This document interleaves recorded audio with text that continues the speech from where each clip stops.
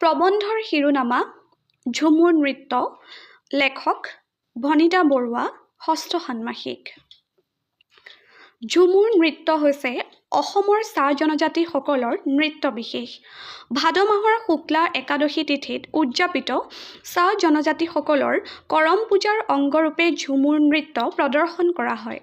মূলতঃ স্ত্ৰী প্ৰধান হ'লেও পুৰুষেও ঝুমুৰ নৃত্যত অংশগ্ৰহণ কৰে। এই নৃত্যত নাচনীসকলে একেলগে হাতত ধৰাধৰি কৰি এটা দীঘলীয়া শাৰীৰ সৃষ্টি কৰে। প্ৰথমজনী নাচনীয়ে নিজৰ সোঁ হাতৰ আঙুলিটো দ্বিতীয়জনী নাচনীৰ বাওঁ হাতৰ আঙুলিত সুমুৱাই নাচে। সাধাৰণতে ডেকা গাভৰুৱে অংশ লোৱা ঝুমুৰ নৃত্যত ডেকাই ঢোল, মাদল, তাল, বাঁহী আদি বাদ্য বজায় আৰু ঝুমুৰ গীত গায়। ডেকাৰ এটি গীত শেষ হোৱাৰ লগে লগে নাচনীয়ে গীতৰ শেষৰ চফাকি পুনৰাবৃত্তি কৰি নাচিবলৈ লয়।